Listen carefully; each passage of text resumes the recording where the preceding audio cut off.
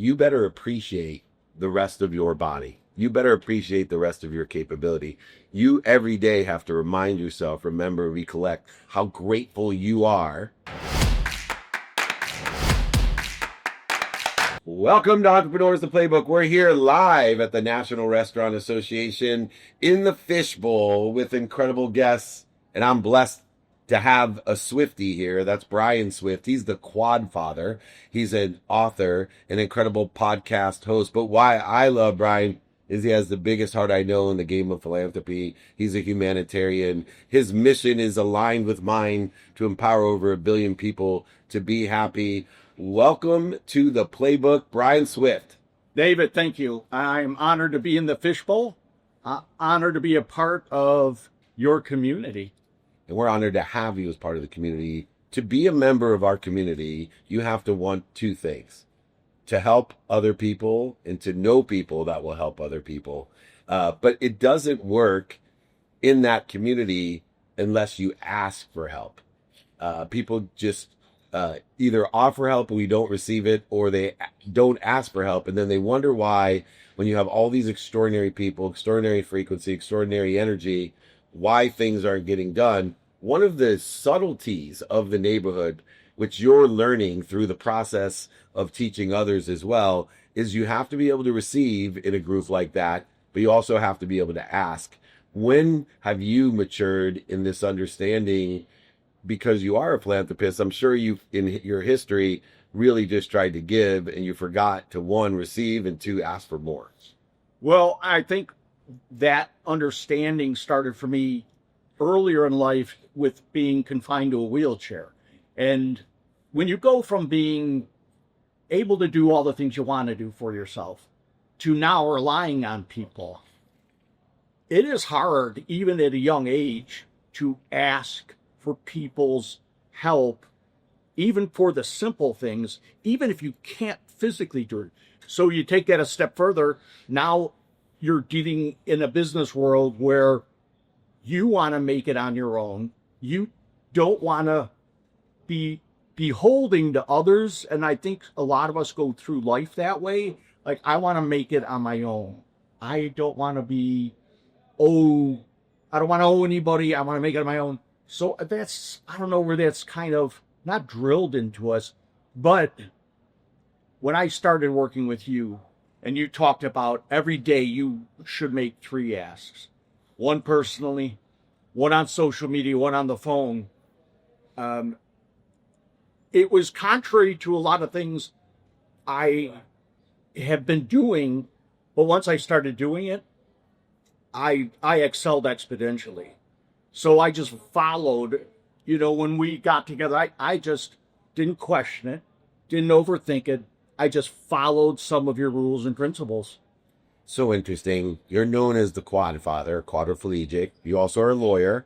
So we have that common curse, spending all that time and money to learn the law. But within the context of being a quadriplegic, this might sound funny, but you have helped me. I went to Bucky O'Neill's Firewalk, and one of the first exercises to set context was to break a board with the opposite hand. And he doesn't let you know it's the opposite hand. And it's 2 cinder blocks with a board. And so you get so pumped up and you think you need all this force. So I went through it and I hit my thumb. And it was almost a month ago. This is a minor injury. I didn't go to the hospital. I didn't go to a doctor. But it was interesting because, especially in the first 2 weeks, it inhibited my capability. I couldn't button my own pants. Now, I made that into a positive because I had my wife button my pants, and then tried my best to transition that into other benefits for me, unsuccessfully, by the way. But I tried. You got to try. I'm a king of that. Exactly. But I was thinking to myself, because it was becoming a pain in my ass. And I'm like, this is little. Like, nobody said, oh my gosh, you hurt your thumb, Dave. I could see it's blood, right? Nobody gave a shit. But it literally slowed me down. And I thought to myself, wow, you better appreciate the rest of your body. You better appreciate the rest of your capability.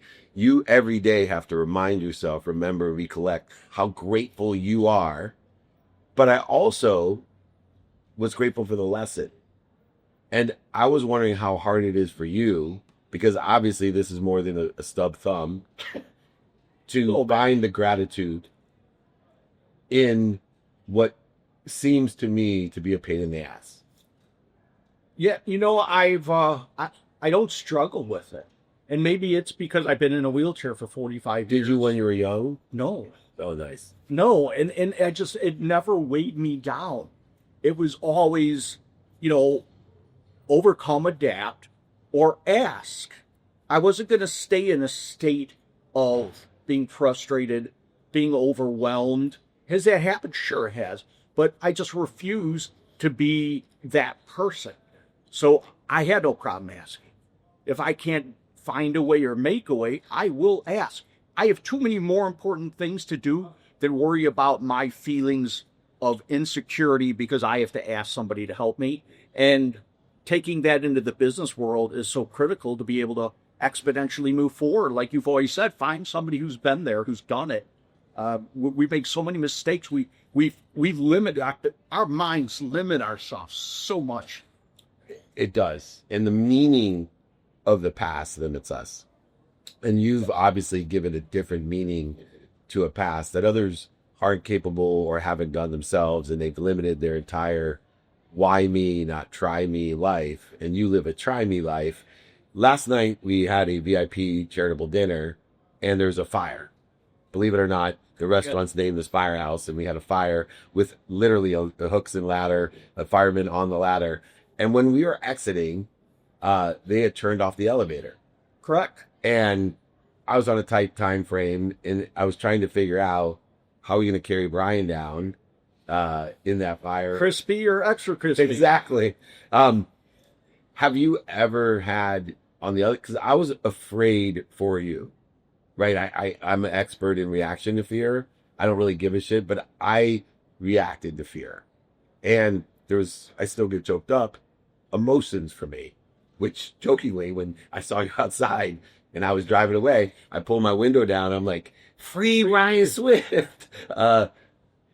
For you, in the study of reaction to fear, there has to be more occasions than someone who stubs their thumb of fear. So I want to ask you about how you react to when you may be frustrated, sure, or even afraid with the thing full of smoke and you can't get downstairs.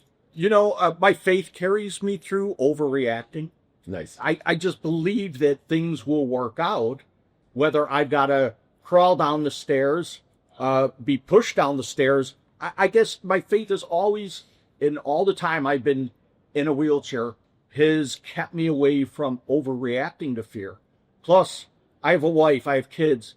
I've got to be the rock for them. I mean, we're living examples. We as men, husbands, fathers, it's old school, but I have got to be that rock for them. And they can't see me squirm. They can't see me overreact. They can't see me in any type of fear. I guess I bury that. Maybe burying it's the wrong word. I guess I have faith that it'll work out. Yeah, if that didn't work out, if your faith doesn't work out, I had Jalen Jones from the Bears there, and he said he'd have no problem carrying you down in 2 seconds by himself. Probably not. He would. I'm not as light. Yeah, it's dead weight, but I've been carried up and down stairs. Yeah. In the wheelchair, out of the wheelchair. You learn, if you want it bad enough, I'll get carried. I'll get dragged. That's what life has dished me. Now I've got to figure out how to cope with it, deal with it, learn to enjoy it, and learn how to appreciate it. Yeah, and as an example of somebody, I always say, find somebody in a situation you want to be in if you want to get there. Most people's problems is they don't show up. They talk. Right. They talk. And they can come up with 1,000 different excuses why they're not going to show up. And when people tell me, oh, sorry, I can't make the VIP dinner. Oh, I can't make it to the show. I can't meet you here. And I said, what else are you telling yourself you can't do? Right. Because I'm okay with someone telling me I got more important shit to do. Right. That's cool. Exactly. Right. Like I got my niece's graduation. I can't come to your dinner. I'm cool. But when people get into that blame, shame, and justification. Oh, I can't make it. What else are you limiting? You obviously, it's harder for you to show up when I'm talking about logistically harder Sure. than me, right? Which was proven this morning. But you were here before me. You were here before me. And, right, all these different things. How do you, and I see this in your podcast, really communicate the fact that you gotta show up? You gotta put the effort in. You just can't talk about it. That was bred in me by my parents. I mean, that was just the way it was.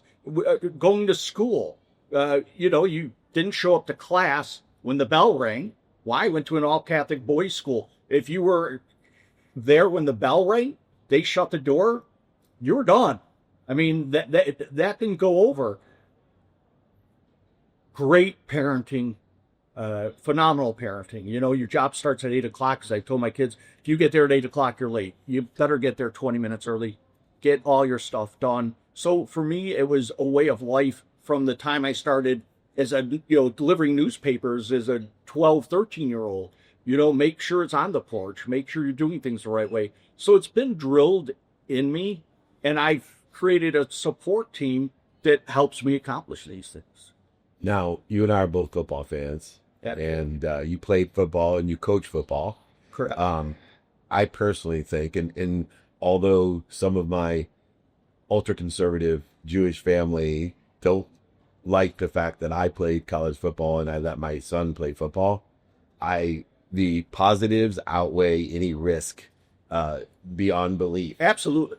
And you're someone who can attest to that as a coach.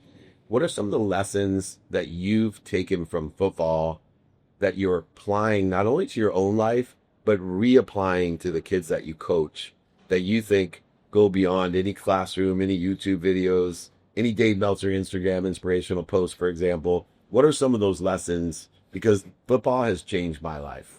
Absolutely. It's changed mine. And imagine a father that broke his neck at the age of 17. That discussion I'd have with my wife, with my mother and father, to allow my 2 sons to play football. Yeah. I mean, that was not... That's was crazy. Yeah.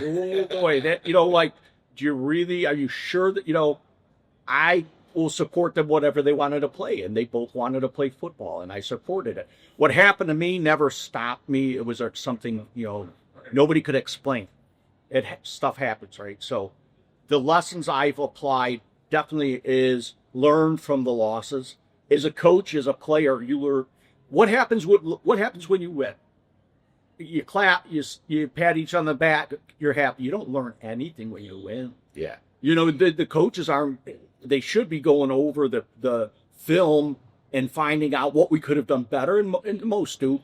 But when you lose, that's when you've got to really do that deep dive into, where am I accountable? What did I, as a coach, especially, did I prepare them the right way? So learning from our losses and not holding on to them is important in anything in life. Have a short memory. John Maxwell, sometimes you win, sometimes you learn. You will not lose as long as we're learning. What did we learn this week from the last game, from the game we've lost? So following that into life, to me, is a critical point to take into life.